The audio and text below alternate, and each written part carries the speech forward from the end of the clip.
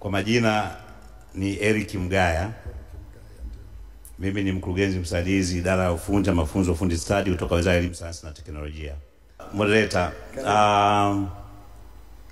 mada inapendeza na inafurahisha. Mimi naomba niwaweke audience yote kwenye uhalisia wa maisha tunayoishi. Kila mmoja wetu afikirie kuanzia alivyoamka mpaka amefika hapa na mpaka atakapofika nyumbani jioni, kwa namna ngapi au kwa kiasi gani atapata huduma ya aina yote ile au atafanya chochote kile ambacho atakuwa hajasaidiwa na fundi mchundo.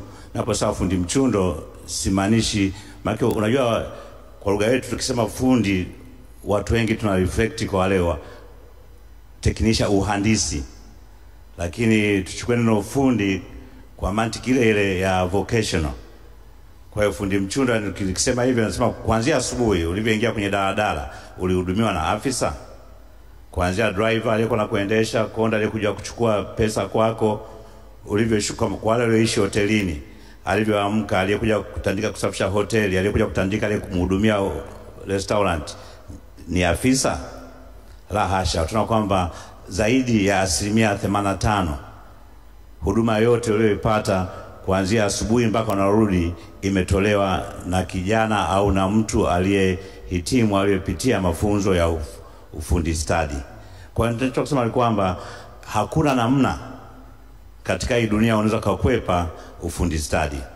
Ufundi stadi ndo moyo wa maisha. Tunaongea kuhusu technology, lakini hata teknolojia inaposema teknolojia ya kisasa whatever, basic ni kule kwenye ufundi stadi. Mtendaji ambaye yeye anakifanya kile kitu kinachofanana kila siku.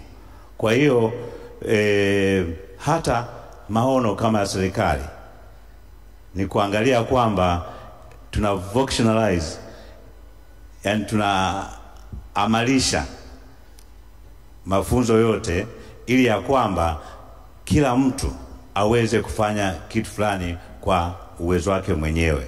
Lakini hiyo haijalishi ni teknolojia kama ni akili memba, ni artificial intelligence au whatever, lazima ianzie huko kwa fundi mchundo. Kwa hiyo nataka kusema kwamba tusibeze matamshi yanapotamkwa kuhusu fundi mchundo. Watu tuna reflect tofauti, tunafikiri kwamba mtu anasema kwamba uhandisi au uafisa hauna maana. La hasha. Kila kitu kina maana yake kwa nafasi yake.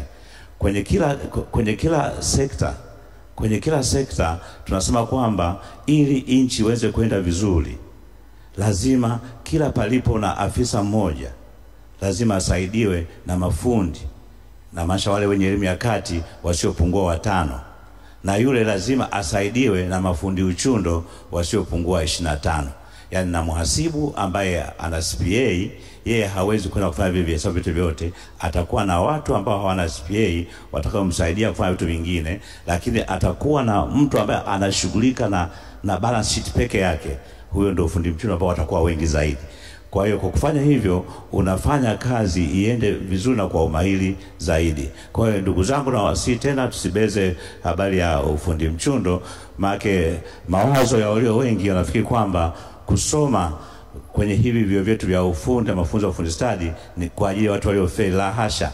Turudi kwenye historia, tukumbuke miaka ya 70, miaka 80 ilikuwa ili upate bahati kwenda kusoma kwenye shule za mchepuo, ziwe za kihandisi, za kilimo, za biashara, ilikuwa lazima uwe umefaulu vizuri.